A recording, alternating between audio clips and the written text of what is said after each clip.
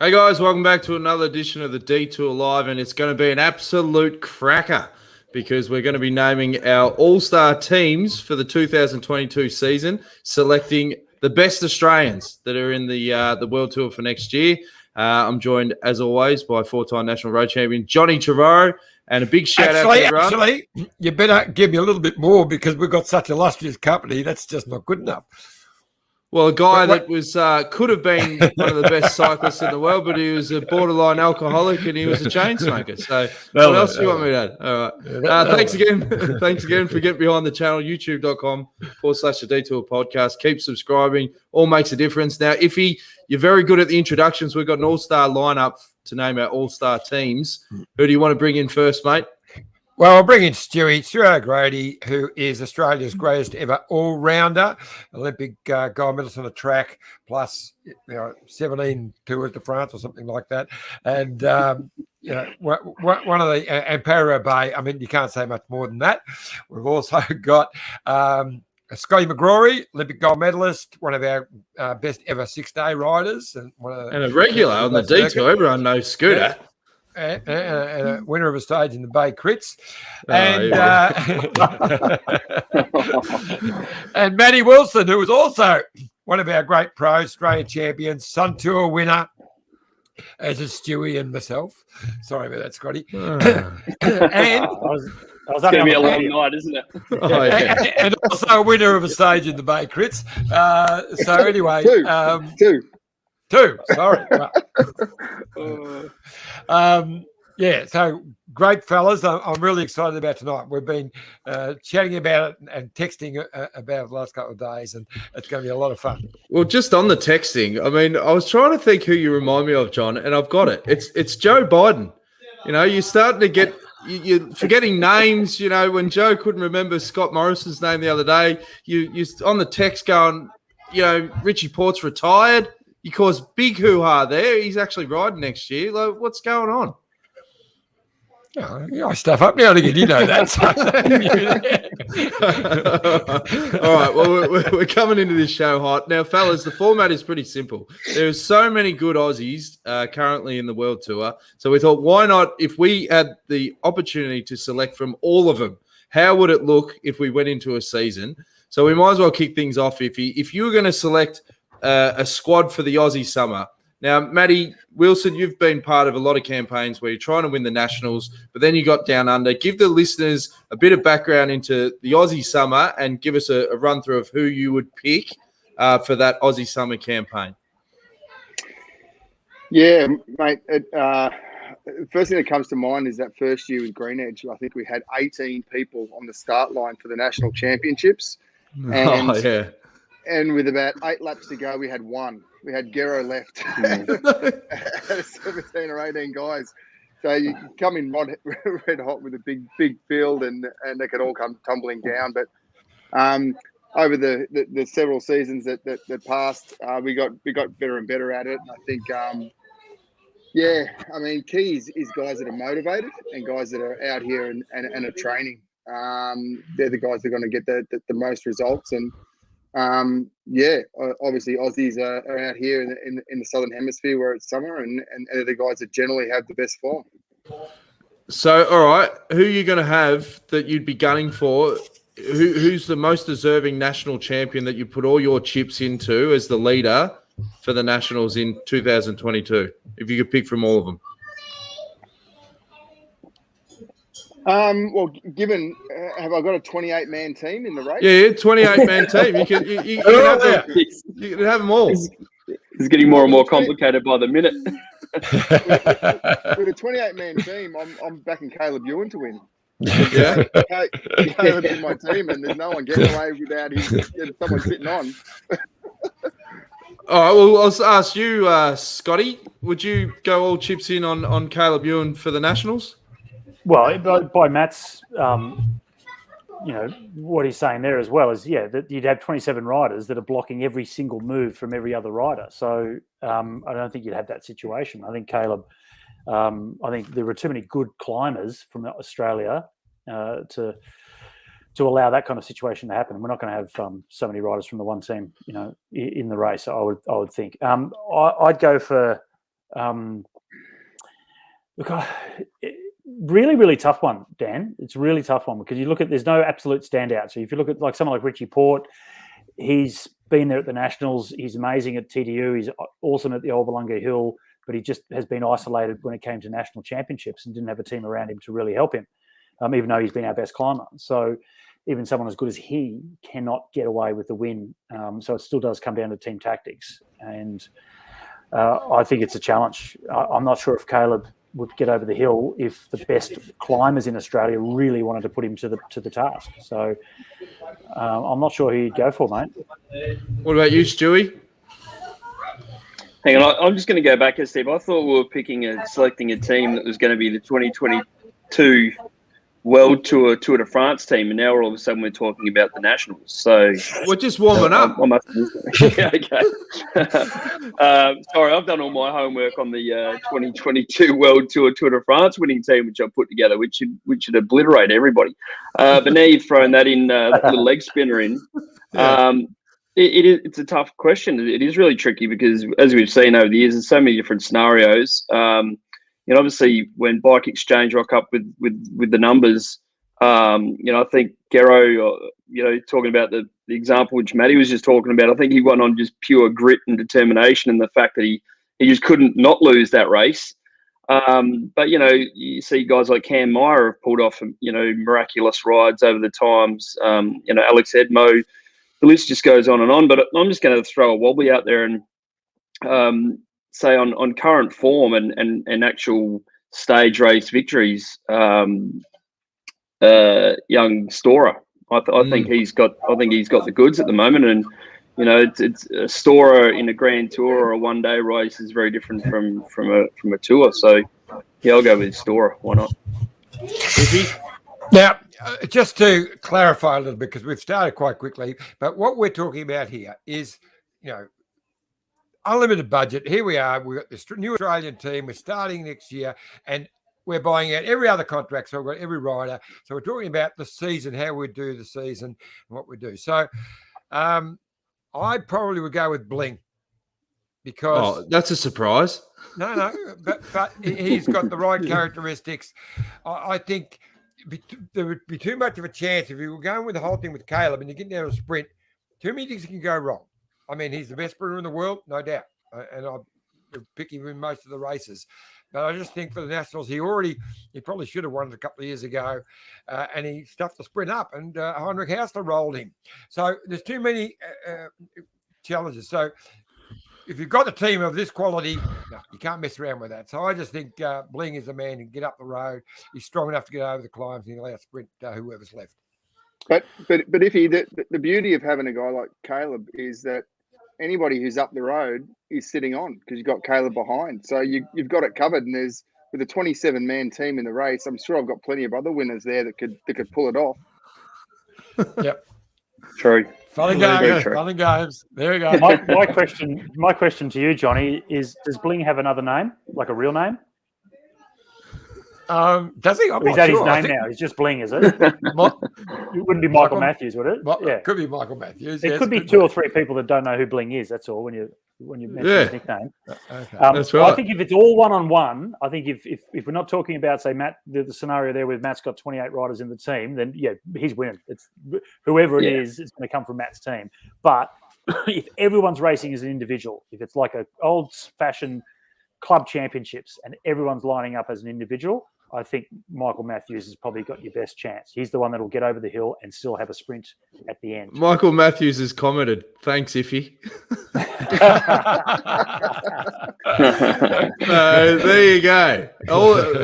The fact that you tipped Blink for 12 stages at the Vuelta means that, he appreciates the support, John. So you're always going to have Bling's back. That's for sure on the Detour. Right, now, going in... Stewie, no, obviously we'll move to Tour Down Under and then we'll get to the classics. But with your course for Tour Down Under next year, I don't even know if you've announced it yet, but on Insider Info, who would you have as your leader if you're taking across the team for the first World Tour race of the season? That's a really good question because at the moment I'm the only one that knows the course. So we won't tell anyone. Can't we start off with somebody else then? Oh, we'll start off with you, John. Bling? Well, he'd be definitely a fantastic option, no doubt. But you can stop put words into my mouth. It is, we've got some look the talent, the young talent we've got here now. You know, it's quite amazing. Really, a race like this is a little bit different. Luke Plapp, I'll tell you what, he impressed me at the last Tour Down Under. And it was a pretty impressive ride. I reckon I just about put him, give him a chance. Matty, over the years, were there a lot of riders that were like, I want to delay the start of my season, so I don't want to come back to Australia. I don't want to travel and do the Nationals and that. I want to set myself for a really good run at the Classics and start my season at Torino. Well, Bling's your classic example of someone who's gone on that path. I don't think he's come back to Australia for a summer in a long time. I couldn't even remember the last time he was back. So he's a guy that always sets himself for later in the season and runs through the training camps and has a European winter and he cracks on.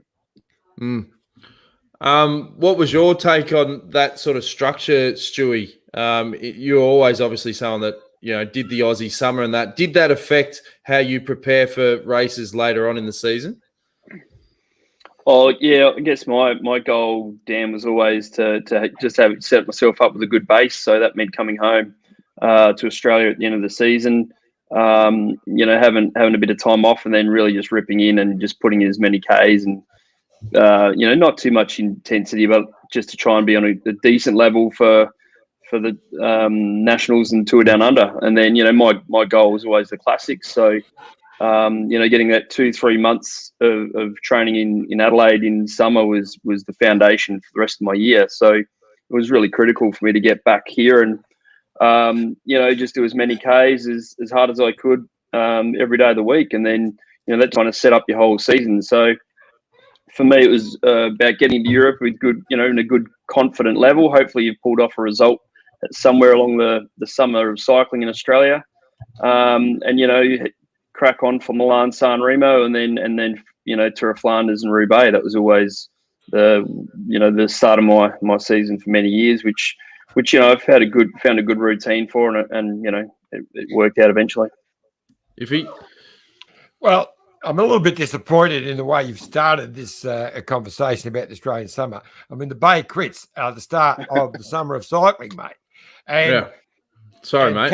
Caleb has won it quite a few times, 4 or 5, I think, second to Rod McEwen. So he was my pick for the Bay Crits. Then we'll move on. That's okay. Okay. Well, we're probably going to go for an hour and a half if we don't keep flying through because everyone wants to get to Stuart O'Grady's Tour de France team because apparently it's unbeatable. So why don't we just go straight into the Classics, right? So obviously we'll talk about the big ones. You've got Milan San Remo, Flanders, Roubaix, the different beasts. I'll start with you, Matty. Who do you think is the best placed Aussie rider that can potentially take out one of these Classics next season? When you say one of these Classics, you're talking San Remo, Flanders, or Roubaix, are you? Yeah, any of those big ones. Obviously, It's not all 5, but well, let's start with Milan San Remo. Milan San Remo, there's Caleb, obviously. Caleb is the big Aussie chance to win that event. He's been so close. Geez, he's bloody following guys in the Poggio this year is incredible. So he's obviously the guy, and we need to build a team around him. It's simple. Grey Scooter? Yeah, Caleb for San Remo for sure. Yep. Stewie? Yeah, look, San Remo is pretty special, isn't it? It always comes down to the wife. You know, again, Michael Matthews or Caleb, I think they've shown that they can do in the past, and they're going to be right up there again. It's pretty hard to go past those two guys. Iffy, you be in agreement? Yep, 100%. All right. Scooter, what about something like Tour of Flanders? Yeah, look, it's an interesting race, isn't it? We haven't got a great amount of depth, I think, for that particular event. I think if Michael Matthews really wanted to focus on it, I think that's something that could really suit him. He's got punch. He was a good time trialer when he was younger. Obviously, he's strong, good sprinter, can get over a hill. that's kind of Flanders, isn't it? So I think if you really wanted to have a crack at it, I think he's probably Australia's best chance. Stuart, you know Flanders really well. Who would you have as your protected rider if you could pick from all the Aussies at Flanders? Yeah, look, you can't go past experience, and Michael Matthews so far is the only one that can really, stands out for me. I think a young guy like Luke Plapp, given a few years, in the World Tour level, and once you get over that 250k mark, give him a couple of years. I think he's certainly got the goods to win many races, including races like Flanders. It's such a tricky race. We've got so many talented guys that can pull off a brilliant result in one day. But Flanders is probably the most tricky out of all of them. You really need that power on the punch on the climbs, that almost time trial ability on the flat, and then be able to finish it off. So it's a little bit more unique than a Milan-San Remo or even a Paris-Roubaix. It's always been a bit of a tricky one for the Australians. We've kind of been, unless you really know the roads, as well as the Europeans, the Belgians, it's always been really tricky to, even if you've done it 10 or 15 times, those guys, you have to know exactly when to hit the front and what cobbled section's the hardest and where's the wind coming from when you crest this climb. All those little things add up, and that's what makes Flanders and I guess Roubaix, really tricky. Matty, Flanders is obviously a special race for us because that was when you revved me up about how the backstage passes were getting stale and, it's the same old format. And then that forced me to mix up the format for the 2014 edition. It's obviously a special race for yourself as a rider, as a sports director. Who would you have as the protected rider? Yeah, it's one of the best races on the calendar. That's for sure. Very, very special race. But like the guy said, it's really tough if you don't have that specialist guy that knows the roads really well, and you can get lucky in a Paris-Roubaix. Hey, Stewie, that happens occasionally. Tour of Flanders. You just go straight, don't you? Tour of Flanders. You don't get lucky winning a Tour of Flanders. But look, I'd pick a young guy coming up that was just incredible at the Tour de France, Harry Sweeney. He won the under 23 Tour of Flanders last year or the year before, maybe. Great young rider. He may not win it next year, but I think, keep plugging away, bit of experience, give him some experience, and, it could be just around the corner. Didn't Edmo win one of those as well? He did. Yep. Yeah. There you go. So good memory, Jonesy. Yeah, I don't contribute much, but every now and then I'll give you a zinger. What do you reckon, John? Look, that's an interesting one, Matty, because Harry Sweeney, I think a couple of years down the track, he would be, and there's a few riders in there who are going to be great a couple of years down the track. But if we're talking next year's, I think it is Bling, Michael Matthews, sorry, Scooter. I think he's he's the only rider. It's funny, I'm looking at this group of 30 bike riders, and we have got some absolute stars. And some of them are going to be great at Tour de France, go up stages. But when you go right down them, there's not many who could win Tour of Flanders right now. Because as you all said, it's special. Well, Bling's listening to the podcast, obviously. He doesn't like the Pavé very much. Maybe you can throw it out there. Yeah, I might have to send him a link. It's bugger watching it from the other side. You can jump in and throw your hat in the ring. Exactly. But he's got we know he's got the ability to do it. But as you say, the cobbles come into it almost as much as Paris-Roubaix, because we'll get to that in a minute. I think it's not quite as severe as far as the cobbles, but it's got those hills and all of those things that really suit his characteristics. Yep. All right, let's get on to the big one, Paris-Roubaix, and who better to open the batting than Stewie? Is there anyone in that list that you think is a Paris-Roubaix contender for 2022? Absolutely, yeah. I think there's quite a few, but I think the standout for me, which I've said for a long time, I think Durbo's certainly got the goods to win a Roubaix. I mean, as Big Matty Heyman showed, there's certain stars line up every now and then, and that breakaway goes, or things happen in the race, and the big strong blokes who have been there for day in and day out, sacrificing for teammates, and just those brilliant teammates their day shines. And I think a Durbo, I think he's got everything, all the right ingredients to win a Roubaix. So I'd have to go for Durbo. Yep. What do you reckon, Scooter? Yeah, it's Durbo's the standout. He's the one that has the most passion, I think, for this race as well, and desire for it. Well, they all have passion and desire for it, but Durbo, I think they've all got that. Yeah, they've all got that, but Durbo does stand out as the one that has been very vocal about wanting to do this race to the best of his ability. Maybe in the future, someone like one of the trackies, like Kel O'Brien, or maybe even a Sam Welsford, see how he develops. But both those guys can put out, like I think Kel puts out something like average 600 watts for 4 minutes of the team pursuit. That's a sort of sustainable amount of watts and power you need to put out across a section of cobbles if he can last the distance and get past 200 Ks. So we'll look out for him in the future. Matty?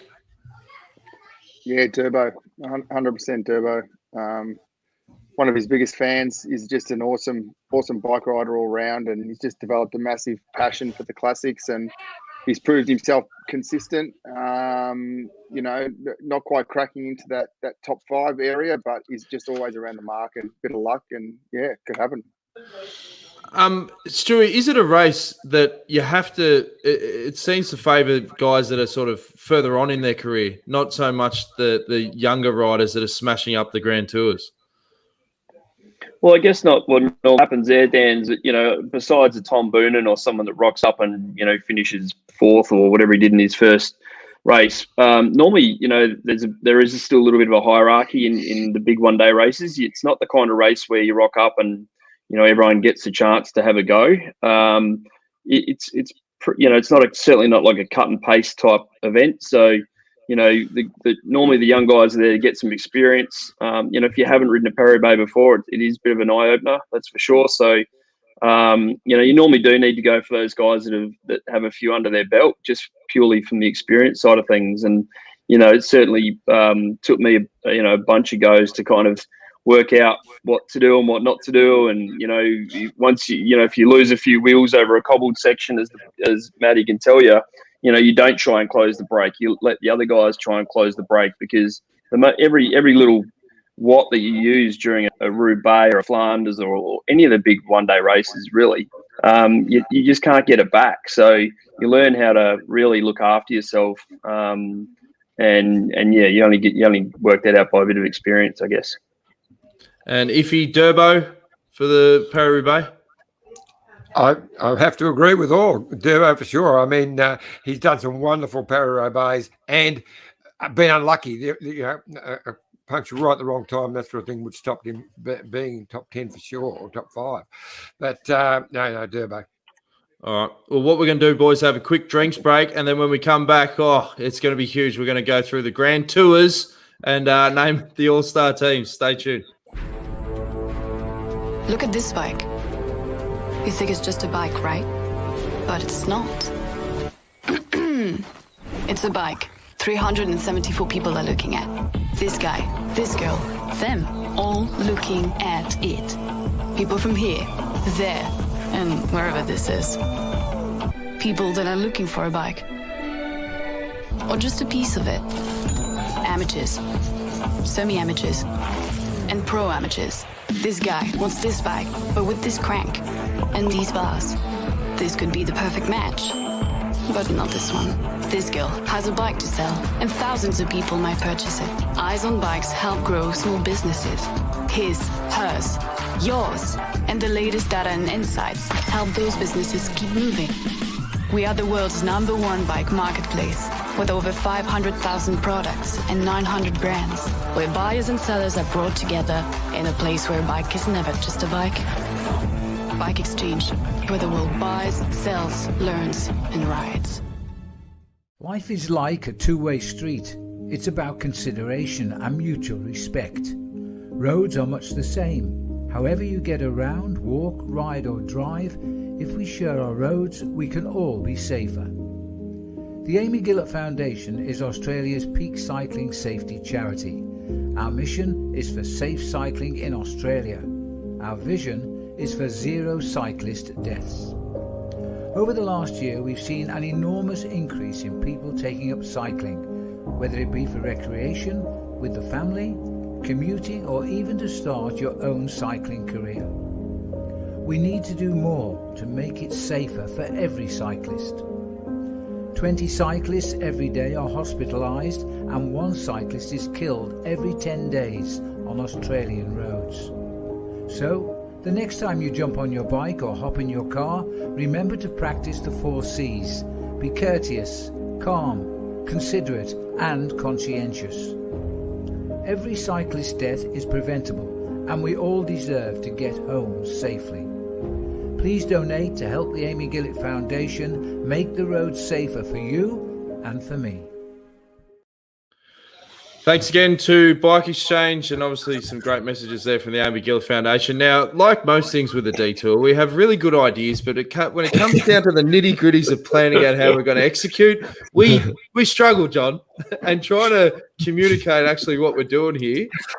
So what do we want to do? Stewie's done a lot of work, folks, on this Tour de France team, but we've obviously got the Giro and the Vuelta. How do you want to run this, Johnny? Well, I reckon we talk about the Grand Tours as a special entity. We've got, look, I believe we've got 4 in this list, 4 leaders, and it's all going to depend on form, who's the right form at the right time. But Ben O'Connor stepped up now, 4th in the Tour de France. Jack Haig just got 3rd in the Vuelta, and Jai Hindley 2nd in the Giro only last year. And then Lucas Hamilton, who hasn't got there yet, but I believe he is capable of doing it. So they're the 4. So you're not going to put them all into one in each Grand Tour. So we're going to have to fine tune it a bit. So I just think let's talk about the Tour de France now, and then fine tune who would maybe move certain riders to certain spots. So let's go. All right. Well, why don't we kick things off, because Stewie's done the work. Stewie, we want to hear your Tour de France team, and then we can debate it, and then we can branch out from that. Who have you got? Jeez, bloody hell! Put the pressure on me, eh? Yeah. Drum roll. Look, yeah, drum roll.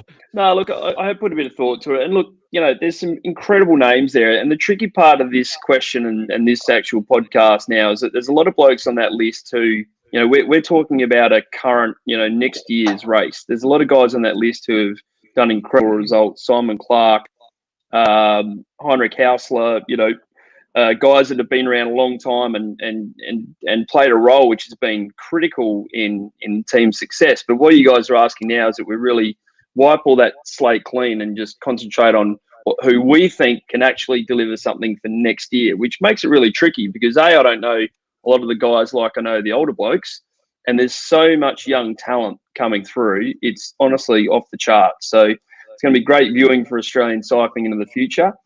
But to get to the point, I've picked a bunch of guys here, and look, it's actually pretty tricky. But I'm going to kick it off. My number 1 for the 2022 Tour de France would be my road captain, Luke Durbridge. I think, we've got some incredible talent, which we'll chat about soon, but you need someone who's been there before, done the hard kilometres, got a few grandies under his belt, and knows what he's talking about. So Luke's a cool, calm, collected captain. Number 2, I'm going to go, we need a couple of guys here which are just the absolute diesels. We need Alex Edmondson, who's going to be the super domestique. Alex has done some plenty of grand tours, so we need that experience element. Number 3, Rowan Dennis. Rowan, world time champion, say no more, bronze medal in the recent Tokyo Olympics individual time trial.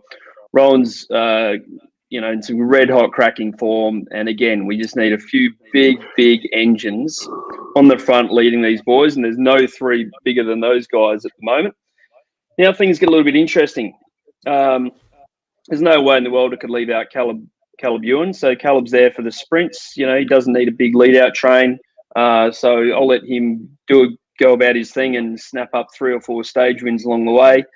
And then we get in the crunchy part. And I think with these 3 blokes climbing as good as they are, I think it'd be just an incredible experience just to watch these guys all race together and hammer it out through the mountains, because they're all showing incredible climbing ability, which we haven't seen since Cadell Evans and obviously Richie Paul getting 3rd a couple of years ago. But all 3 young guys coming through. So Ben O'Connor, Jay Hindley and Jack Haig. I think that rounds out a pretty a pretty hard to beat team, and you put all those guys. It's hard leaving out Bling. It's hard leaving out a few other blokes, but if you're asking me to win a Tour de France and still snap up a few stages along the way, then that's my team.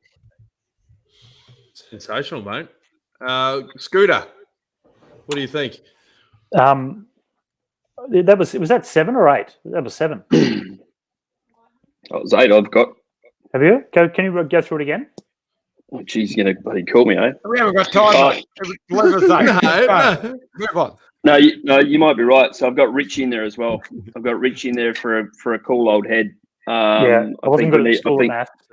No, sorry, you're right. I do think we need Richie Port in there. I think Richie's third on the podium a couple of years ago.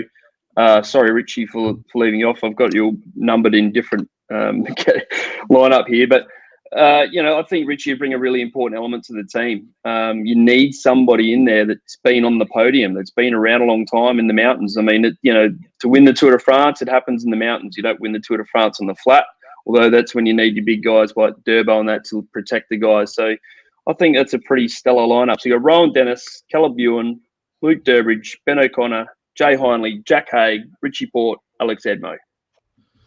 Mm-hmm. Yeah. Do you have the same team, Scooter? Not quite. So I didn't have Edmo. I had Miles Scottson to focus purely on Caleb for the last couple of Ks. So go in there with one pure sprinter in Caleb. He can handle himself, but give him one guy, and you've got someone like a Durbo that can maybe get him up to the last sort of couple of Ks, and for Miles to take over on those flatter stages. But I didn't put Richie in, which I feel terrible saying this because it was. What? Because if he said he was retired. No, he's not. I've got him in. And it's hard to say no to him. So I actually had a question mark because it really would have come down. It's one of the things where you just say it to Richie, like, look, you're in if you want to be in. Are you going to be in form? You just tell us, kind of situation. So otherwise, it's a Lucas Hamilton. Otherwise, it's a pretty. I've got basically exactly the same team: Ben O'Connor, Jack Haig, Jai Hindley, Caleb, Rowan, Durbo, Miles instead of Edmo, and Lucas Hamilton and Richie, really, as the last one to decide on, which would be a tough one to try and determine, I think. But your point earlier, John, was splitting those guys up into the 3 different Grand Tours. If you focus in just on the Tour de France, none of them have won it yet. Look, if you have the right DS, the right management, you can get them all work well together. Have the best climbers we've got in the one race working together as Aussies. It's a good point. David says, who would Storer be competing for a spot in the Tour de France team? Stewie?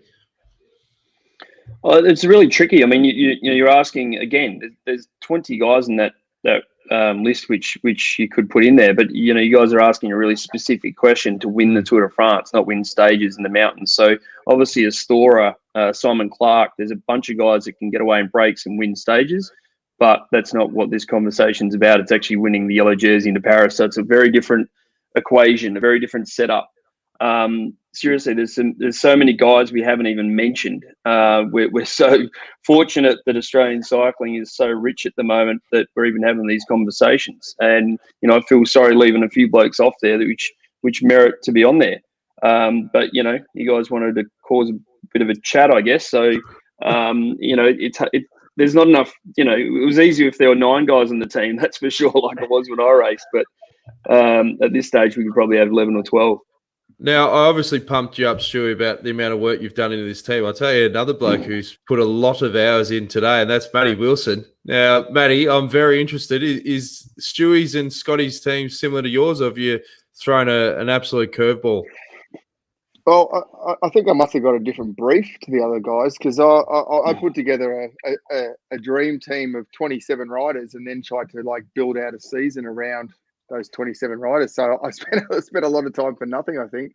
No. We're gonna get those insights for sure. And the brief, it's the Detour brief, so it's sort of like the original brief on your own path. Change it on the fly. But would you if you built the team for the tour on the riders that you got to go for? I mean, how would you approach the tour, and who would be in the lineup?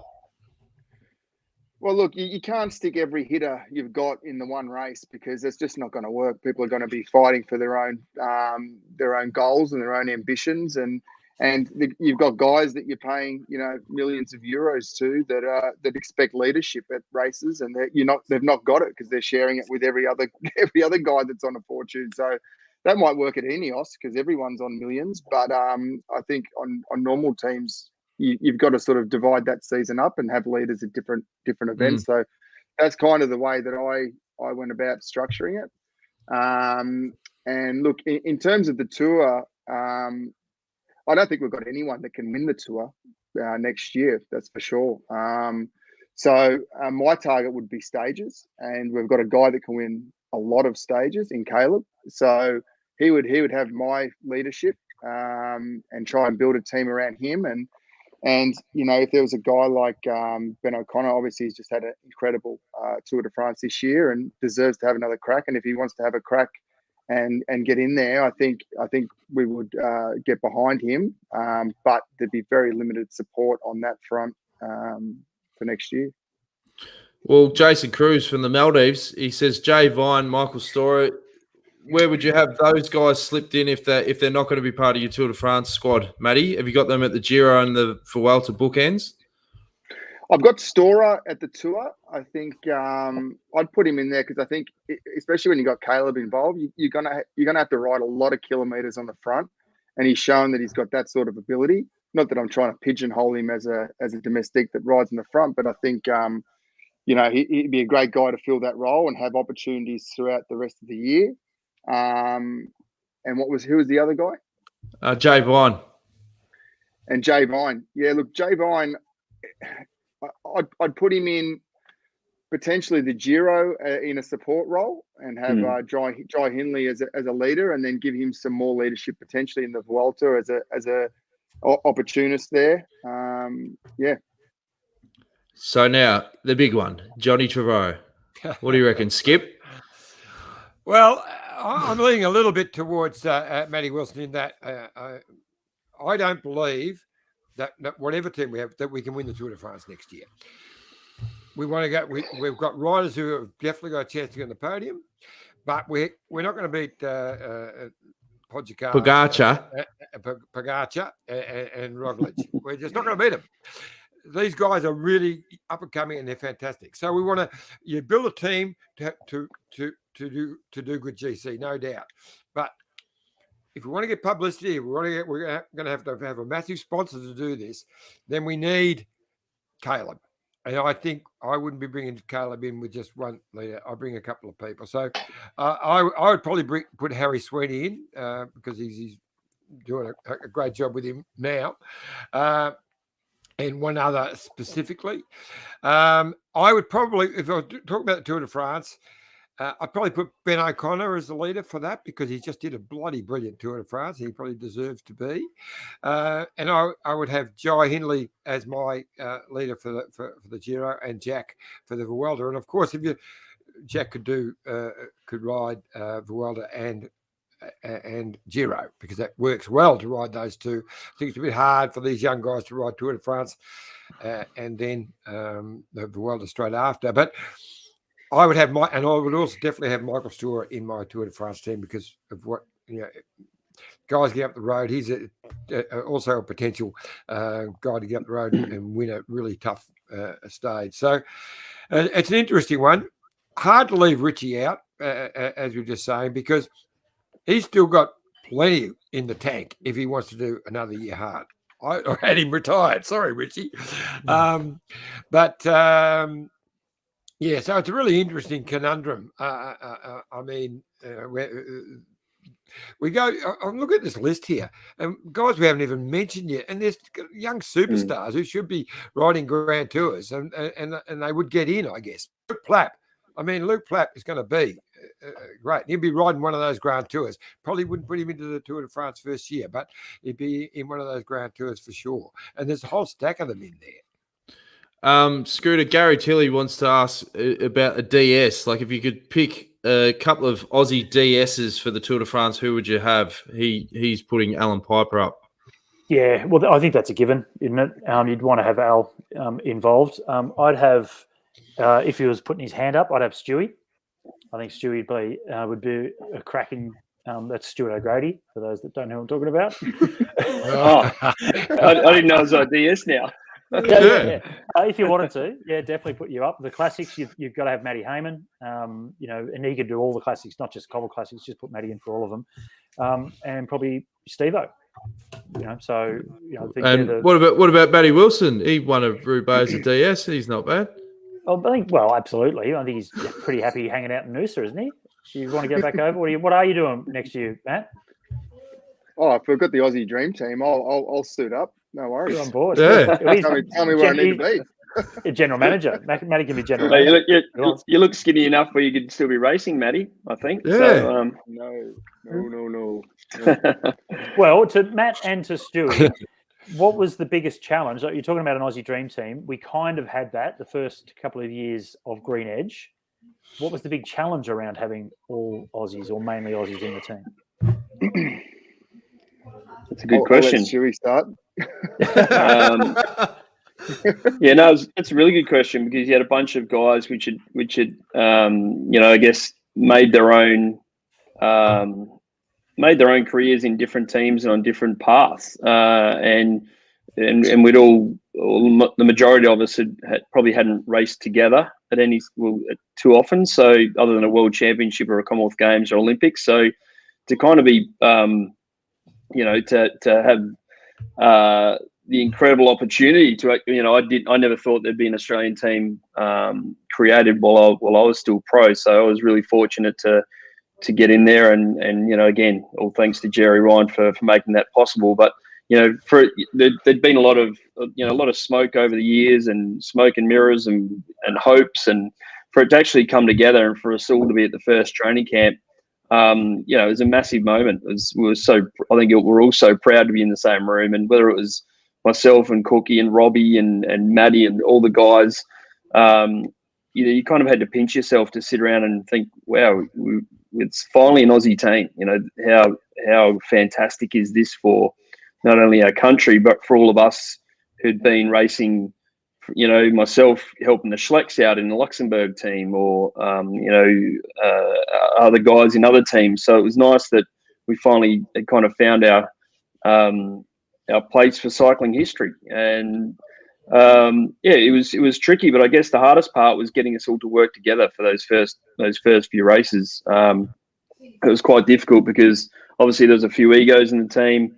A lot of guys had the runs on the board, but to make everyone work together in the first few races was pretty nerve-wracking. So, when Gero won that first national title and then backed it up with a Tour Down Under and then backed it up with the Milan San Remo, we were kicking with a tailwind. So it was a great way to start. It was fantastic to be a part of it, and long may it live, I hope. What do you reckon, Matty? Oh yeah, what Stewie said basically. But look, I look at the list nowadays that we've got, and we've put together. And if Jonesy had done a bit of prep, we could have stuck it up on the screen. But we will on social. We will on social. Trust me. We'll milk this cow. Don't worry. I mean, there's 40 riders on that list, and 95% of those are World Tour pros, and then we've got a handful of just super talent that's coming through. When Green Edge started, it was basically every Aussie that was good, barring a couple of guys that just didn't work for, were all on the same team. They just took everybody. So this podcast, who's the best Aussie team back then, it would have just been the same for everybody because everyone was on. So the sports is such a different place now.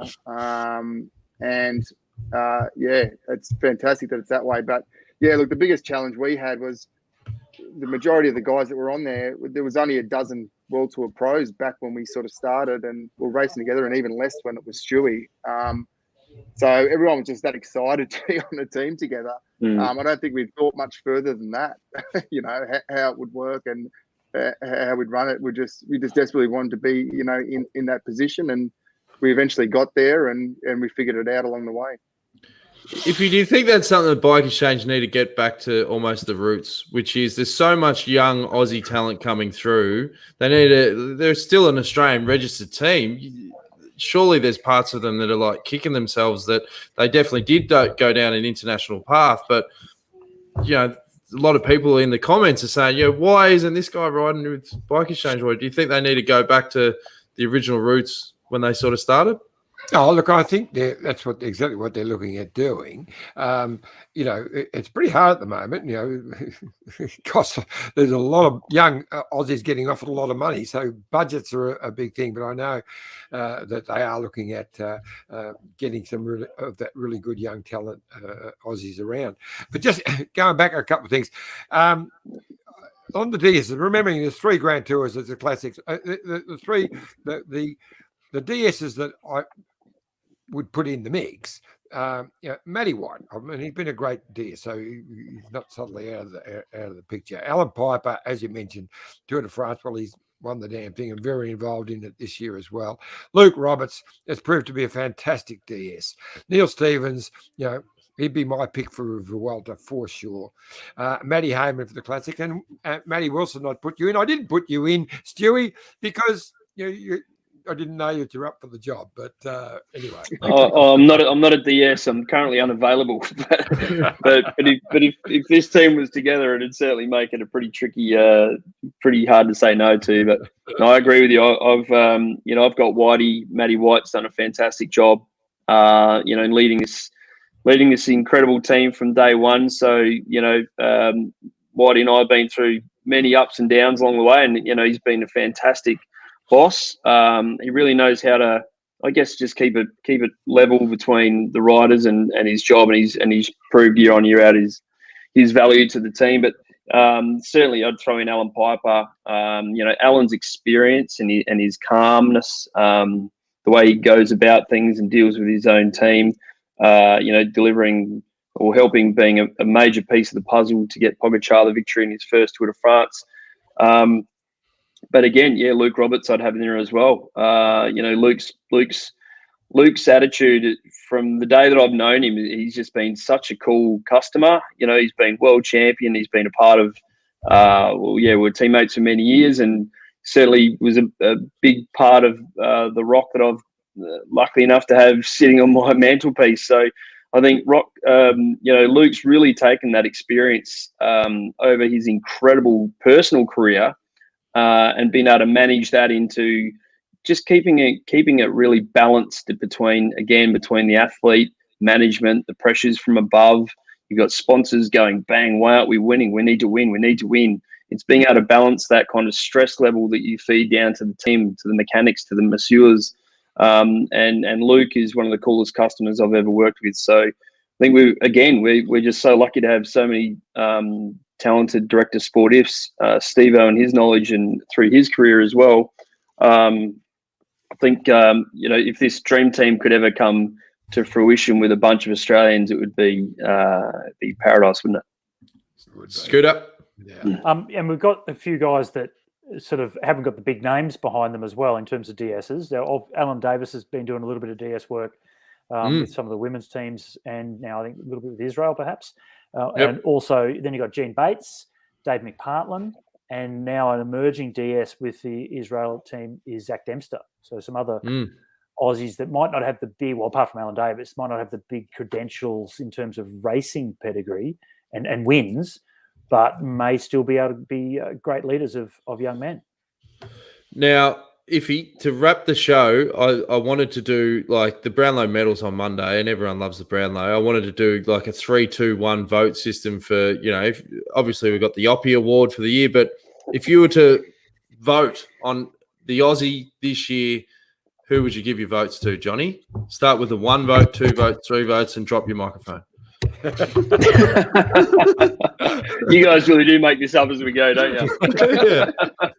Oh, yeah. I'll just look through my notes for. That's an interesting one. It's a ripper. I mean, if you're looking, the Tour de France is the biggest race of the year. I would probably give the 3 votes to Ben O'Connor. Fourth in the Tour de France. It's just slightly better than third in the Vuelta. So I give it to, but I'll tell you what, this is a hard question. Jack It Haig, and then All right. there's a stack of them for that. Laura? One point. I mean, there's Storer, but there's been just so many that have put up an amazing year. Come on, just throw one out there. Just put your jets on the line. If you'd shut your bloody gob for a second, I'll get to it. All right. I probably would go for Michael Storer. He was amazing. Yeah. All right, Scooter. Ben O'Connor 3 points, Jack Haig 2 points for the Vuelta, Storer for 1 point, but honourable mentions to Rowan Dennis for a medal in the TT at the Olympics, and Grace Brown, 4th place in the women's time trial, and only just missing out on a medal. So it was a great ride as well. We're going to see a lot more from Grace Brown. She's just getting better and better every year. Well, we're doing a women's one next week, mate. So we didn't bring the women. I didn't get that brief. No, well, you're not Okay, I don't think we got the brief for this. We've got the girls coming. We are doing the women next week, but we decided to bring some experts in who happen to be women. Scott, you know how we communicate, mate. You'll find out as you go. Yeah. We don't. Yeah, you don't. That's the thing. Yeah. That's it. Oh, well, hey, Grace still gets an honourable mention from me this week as well. Okay. Matty, do you have any curveballs on that, or you agree? Yep. No, I don't. I disagree. Oh, nice. Yeah, I'm not going to put all my eggs in the one Tour de France basket there. I think Caleb's won the most World Tour races this year. I think he's won 6 World Tour races or six races. So I think he's been the most consistent. So I got him number 1. Ben O'Connor, of course, because the Tour de France result, incredible. And Jack Haig for the Vuelta in 3rd. Okay. So the leaderboard, Ben O'Connor on 8 votes, Jack on 5, Caleb on 3, Storer on 2. Stewie, you're going to have the deciding vote for the inaugural Detour medal. Fantastic. Look, again, this is so hard. But, I can't go past a rider that's rocked up to his first Tour de France and nearly got on the podium. So Ben O'Connor for the 3. And then this part gets even worse. I'm going to have to say Rowan Dennis for the 2. I think Olympic medal is still, so special. I think Rowan's, just the way he can focus and deliver on the big world stage on those one-day events, whether or not be, the World Time Trial Championship or a prologue, the Grand Tours, or, when he sets his focus, he's, I've never seen anybody with a laser focus like he has. So Dennis for the 2 and Jack Haig, again, splitting hairs. But Jack's podium in the Vuelta was just phenomenal, to be honest. I think, just again, to have a rider on the podium of Grand Tour, exciting times for Australia. So keep it going, boys. Well, Ben O'Connor, 11 votes. Jack Haig 6, Caleb Ewan 3, Storer and Dennis equal on 2. That was easy. Wasn't much stress at all, John. None at all. And I did open my big trap on the last pod and say look out for Rowan Dennis for the time trial at the Worlds. Well, he's not riding, so, so there you go. No Australian is riding in the time trial at the World Trial. Really? We haven't put anyone up. No. Right. That's not good. I don't know why. But anyway, that'd be a first in a long time. Ask the selectors, John. Well, if they're not putting anyone, the guys they were going to select didn't want to ride for some reason. Rowan's obviously decided not to ride it. If he wanted to ride, surely they wouldn't leave him out. Yeah. Yeah, true. No, I say that because I'm one of the track selectors, not one of the road selectors. So ask the others, ask them. That's a good debate for next time, I think. Yeah. Well, fellas, we want to say a massive thank you for being part of the first All-Star discussion. It was sensational, and thanks for all the effort. Iffy, before we go, what do you want to say? Well, just even though you didn't put the graphics up. Oh, and your phone's on. Yep, that's it. Tim the vet. Always ring me in the middle of a podcast, old Timmy. Okay. And I've got a point as well after this. Go. Yeah. I was just going to run through. I mean, we've got all these amazing youngsters coming up, Put on silent. Mute if he. That's all I did. It's like the last funeral I went to. Okay. What do you want to say, John? I just want to give a shout out to these youngsters coming up. You know, like in the world that's just gone. You know, Seb Berwick, Dylan Sunderland. You know, they were bloody young kids and they went really well. And we've got all these. Evidently, Sam Welsford's now going to have a bit of a bash. He's going to DSM in their Conti team. We've got other young kids like Cam Scott, Pat Eddy. I was going to say Cameron Worth, but I think he's not at the other end. Jared Drisners. These are just super young talent. And we've got Taz Jones, you know, guys like that. So it's pretty amazing that we didn't even get a chance to talk about this amazing young talent that's coming through. And I know that, Matty, you're very involved with it with your ARA team and development kids you're bringing through. I was talking to Timmy Decker just the other day, and some of his guys who are now trying to get into the World Tour, who have been track specialists. It's just amazing that we've got. We only, as you mentioned, Matty, 40 guys we got there, and we only spoke about 12 of them. So it's going to be exciting stuff. So I look forward to seeing when you put that list up, Dan. Oh yeah, I'll get on it. Don't worry, I'll do it tomorrow, John. Can I just point out that the Tour de France team that we picked. While there was so much discussion about Michael Matthews early on, none of us actually put Michael in our tour team, even though he won the green jersey not that long ago, which I think that's quite interesting, isn't it? And obviously no disrespect to Michael in any way, but none of us guys had chosen him for next year's tour team. Well, more surprising is John didn't have him in the tour team. Well, I didn't actually leave him out either. I only read 7 names out, so there's 2 still to go. No, there's 8 in the tour now. Yeah, I've only read 6 or 7. All right, whatever.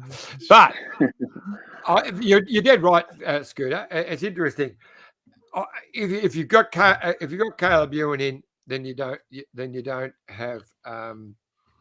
Bling in. I think that's how it goes. I reckon Caleb would have won 4 or 5 stages and the green jersey this year. That's my thought.